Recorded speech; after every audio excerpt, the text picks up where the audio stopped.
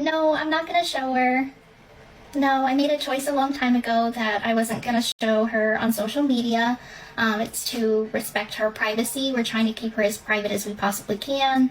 I said a long time ago, I'm not gonna try to be a mommy influencer. I'm not gonna try and post about her. That's just I'm a new mom. I'm protective of her, and there's just a lot of creeps out there. So it's just the best for her to keep her out of it.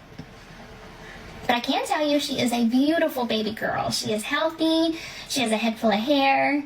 She's so beautiful. I think she has my eyes. I think she has my eyes but can smile.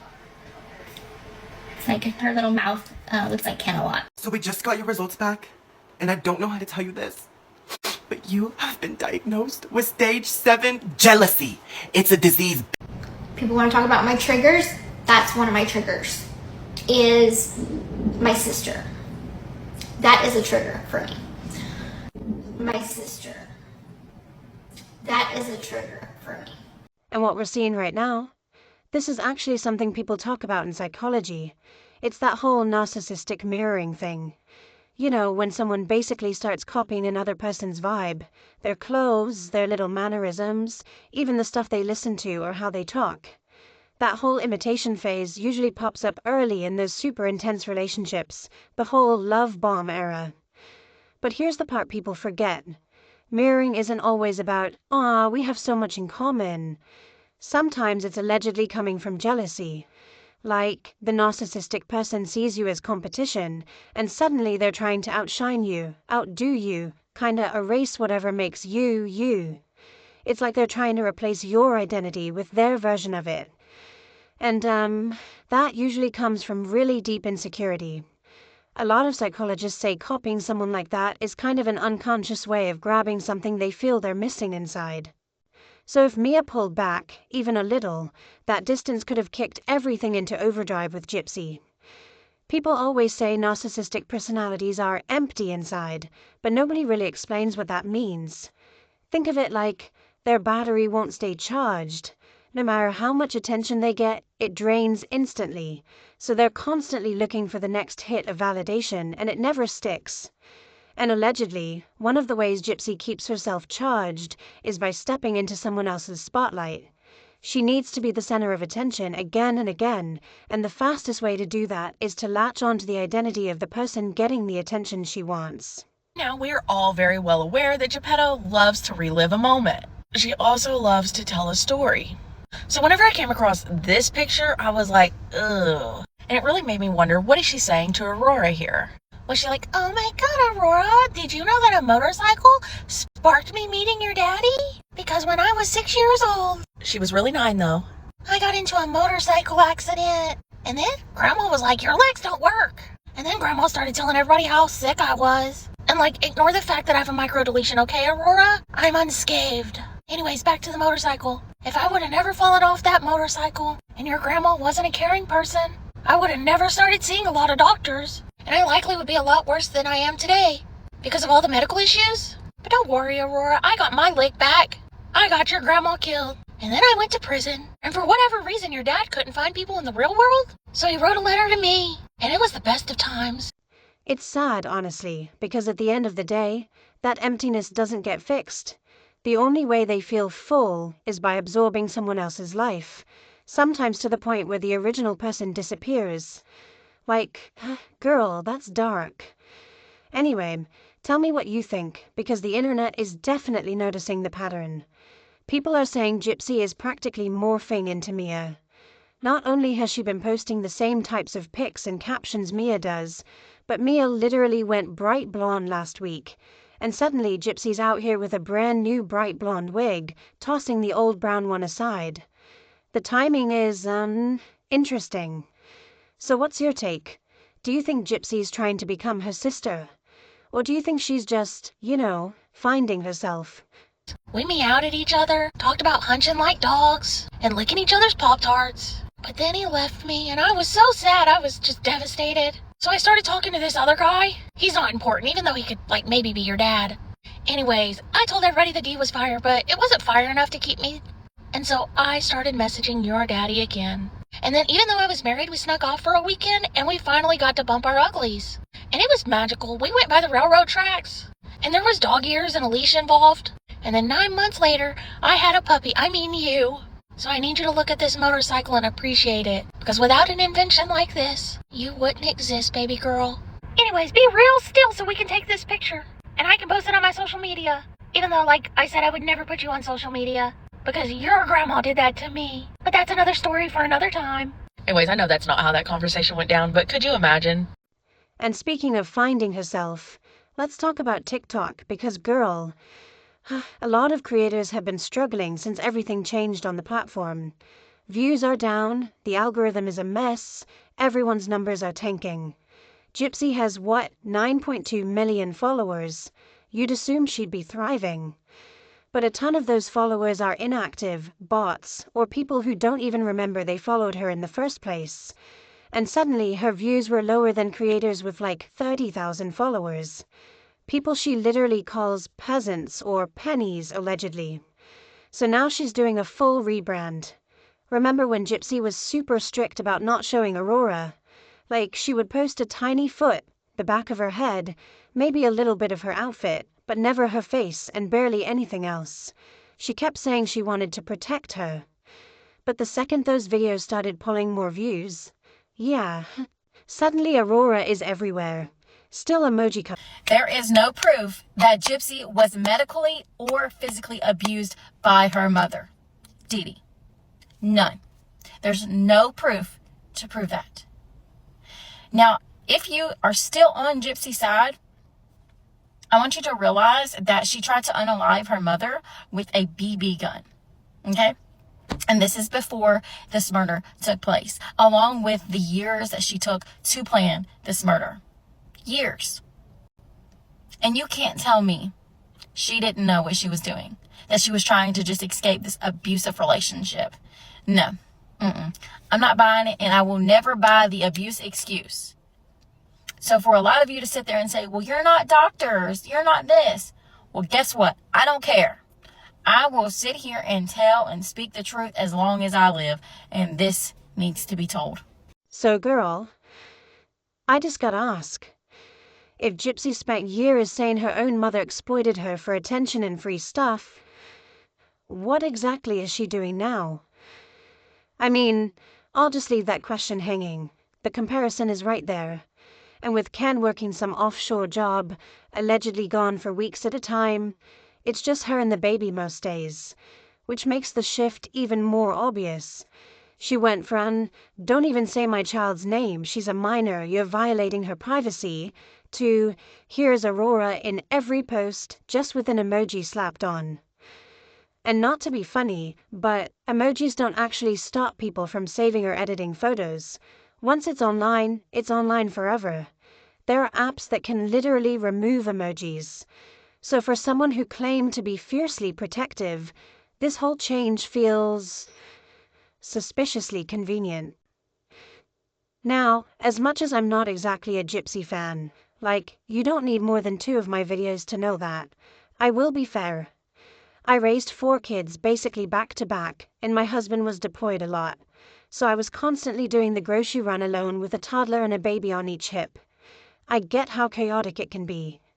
There's no perfect way to load kids, groceries, cots, all that. But here's where I'm side-eyeing a little. Hey y'all, so I am at Walmart right now and I want to buy the stuff to make cake pops. I'm hoping they have that cake pop maker.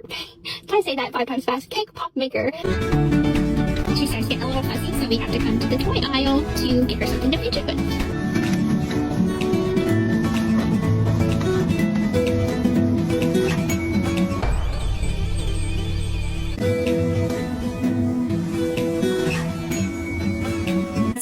People commented, you don't leave your baby. It's sitting in a shopping cart in the middle of a parking lot, feet away from your car, and put away your groceries. You put away your baby first. The baby can easily roll away or worse. This goes beyond first-time mom mistakes. This isn't mom shaming. These are real safety concerns. In Gypsy's viral grocery video, the whole thing could have been handled so much safer.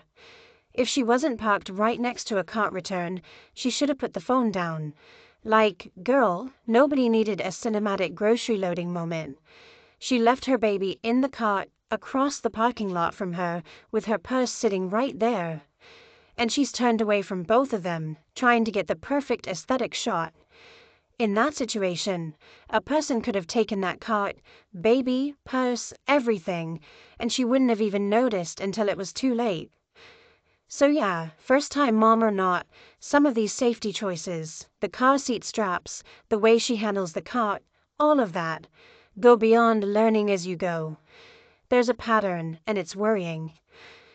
So, Gypsy Rose Blanchard decided this was the week to go live, again, and try to explain away every single discrepancy that people have been side-eyeing for months. And girl, the explanations, they're giving Spirit Halloween clearance rack. Like, they're trying, but nobody's buying it. I'm not even gonna lie, I sat there with my popcorn, my notes app open, my eyebrow permanently raised, watching her and Bree do this whole damage control tour. And the more she talked, the more I was like, baby, this is not the defense you think it is. Gypsy Rose has many different stories on the reason her teeth rotted right out of her head to the point they needed to be removed. Due to side effects of superfluous medications. By speaking for me and scripting my... To the point where most of Gypsy's teeth are not even hers because of the medication that her mom was giving her that she had no condition for. Mom never said, oh, you're too old for that. Okay. She just let me continue on the bottle. Sure. To the point where I think that's why my teeth were bucked teeth. My original teeth were bucked and just out of alignment. Sure. But you 32 with dentures. I'm an old lady. My teeth is something that I've always been really insecure about. The hospital gave me free dentures because chemotherapy and treatments like that will rot your teeth.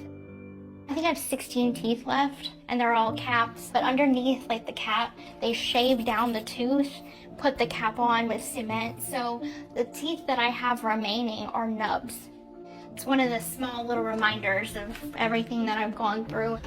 And it would be nice to have a whole white smile someday, but I know that's probably very expensive. The first reason being that Dee Dee unnecessarily gave her medications and those side effects caused tooth rot. In the second clip, she tells Cal Lowry it's the bottle that caused all the dental issues. And then in the third clip, she blames it straight on chemotherapy. So let me know which story you believe. Or do you believe that Dee Dee necessarily had her teeth removed because her teeth were so far rotted out of her face they needed to be extracted? Let me know what you think. First of all, the book, the audiobook, the I didn't proofread it thoroughly enough excuse. She's like, oh, I went into the studio blind, had to read the errors verbatim, publisher said we'll fix it in the reprint, tee-hee. Girl, you had co-authors, you had an agent, you had months. And we're supposed to believe nobody, not one single person, caught that the Bengals were playing the Saints instead of the Chiefs. That's not a typo, that's a whole different football game. Like, come on. Well, now I am convinced Gypsy Rose's stepmom is raising her baby. Watch this. She's a good baby. I can't complain, you know. I can't complain. That sounds like something like a mama would say, someone that's raising the baby the majority of the time, no? When does a grandma say I can't complain? You know what I mean? Like, I've got 4 kids. I've never heard my mama say that. The only time I've ever heard a grandmother say something like that is if they're doing the bulk of the parenting. I'm hoping my theory is correct, that being that Christy has the baby the majority of the time unless Kian is home. But if not, ooh, I'm gonna have a bone to pick with you, lady. But she looks a lot like Mia did when Mia was a baby. It freaks me out. When I glance at her, sometimes I gotta do a double take. Because I'm like, did I just see Mia? Now, Miss Ma'am, we all know that your stepdaughter does not like your daughter. You know that because we all know that. Y'all know that. I know that. So why are you going to compare this baby to her nemesis when she's already a little menace and not right in the head? Do we really think if she has any alone time with her baby that is a safe comparison to make in the slightest?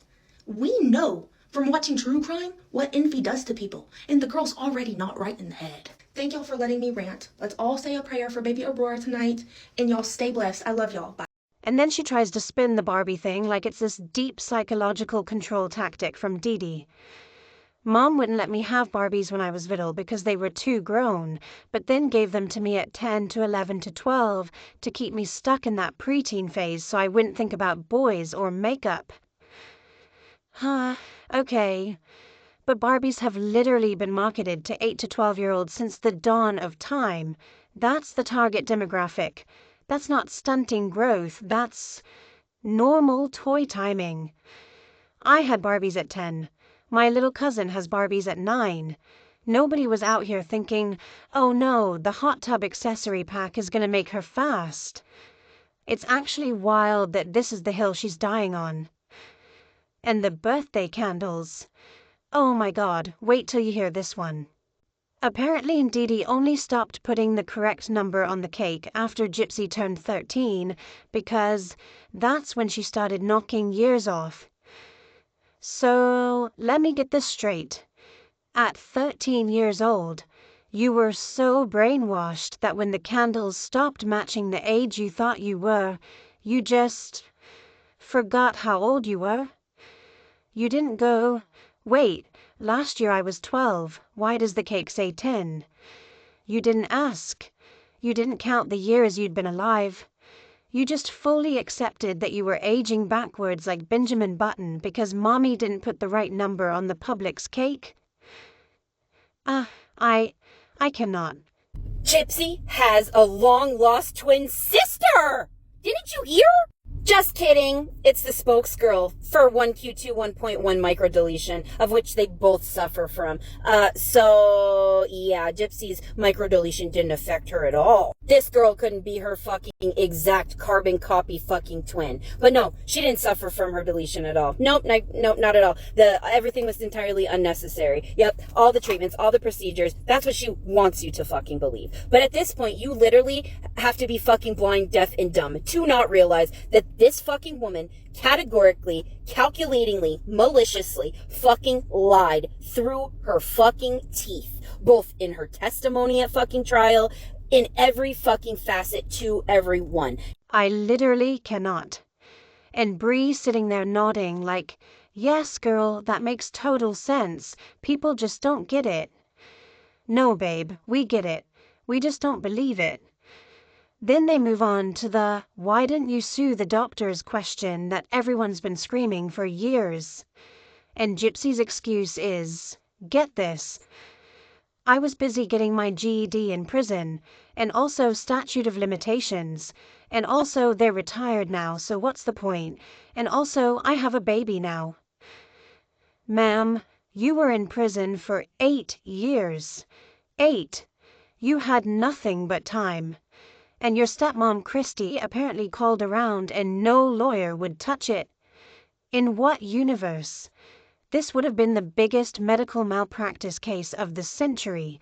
She wouldn't know the fucking truth if it came up and bit her in the fucking ass. And if you still support her, you have to be one of the most fucking ignorant people out there to not see that everything she underwent as a fucking child was entirely necessary, was due to her fucking microdeletion that clearly, categorically, she fucking was affected by. And if you don't want to, that's on you. If you want to fall prey and victim to a fucking oozing, egotistical, ignorant, selfish fucking narcissist, that's on you. But as you are trying to fabricate and exaggerate any little fucking detail that even correlates to fucking Gypsy's story at all, just know how much of an asshole you look.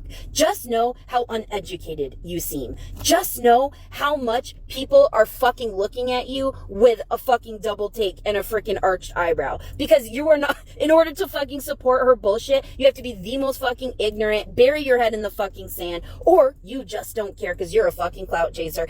Children's Mercy Hospital, the unnecessary salivary gland surgery, the teeth. You're telling me not one single ambulance chaser in Missouri or Louisiana wanted that check.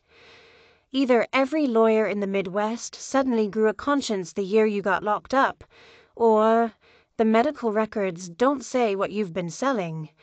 And we all know which one is more likely. Because here's the thing. Munchausen's by proxy cases are hard to sue for when some of the illnesses were real. when tests came back abnormal, when there's a chromosome deletion, when doctors actually documented concerns and ran panels and didn't just blindly believe Dee Dee. You can't fake a chromosome deletion, sweetie. You can fake symptoms, you can exaggerate, you can induce some things, but certain results, those are either real or they're not. I know that's what you all like to call people that do Gypsy videos or clout chasers, because we're all clouting off her fucking mommy murderer clout. Okay, whatever it takes to tell yourself to fucking sleep at night. I don't care.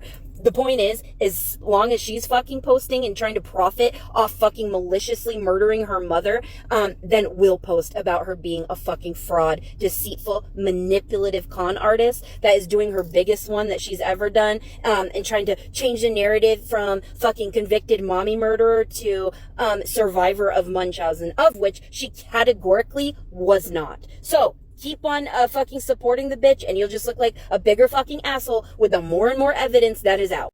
And the way both Gypsy and Bree keep dancing around that fact is loud. It's giving, we tried, guys, we really did, but everyone else failed me. No accountability, ever. It's always the co-authors, the publishers, the lawyers, the doctors, the media, the haters, the lighting. Everyone but the girl who's been caught in 47 different versions of the same story. And the Dr. Phil interview versus the trial testimony versus the Lifetime doc versus the book versus the new book versus the TikTok lives. Pick a lane, babe. At this point, it's not even I was brainwashed. It's I was brainwashed into believing 7 completely different timelines depending on what narrative was getting me the most sympathy that week.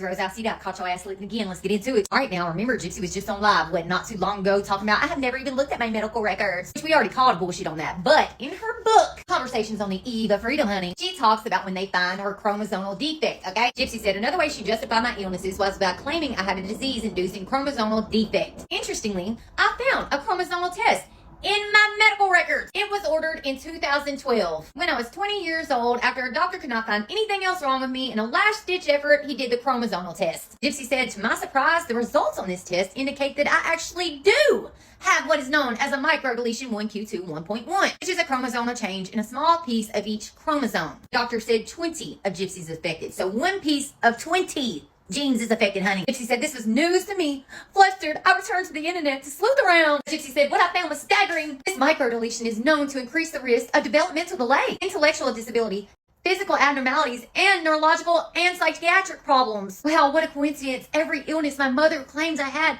fallen beneath all of these umbrellas, except I didn't actually have a single one of them. Okay, I'm ma'am. not saying she wasn't abused. I'm not saying Dee Dee wasn't a monster. But the level of selective memory and convenient amnesia this girl has is Olympic gold medal tier. And the worst part, she'll cry and play victim and say, people just want to hate me when we point it out. No, girl, we just want one consistent story. Just one. We're not asking for perfection. We're asking for coherence. Anyway, I'm gonna need a part 2 because there's literally 12 more lives to get through and my blood pressure can only take so much in one sitting. So tell me, did any of her explanations actually land for you? Or are we all collectively side-eyeing the same way? Drop it in the comments. I read every single one. Love you guys. I'll see you in the next one. Mwah.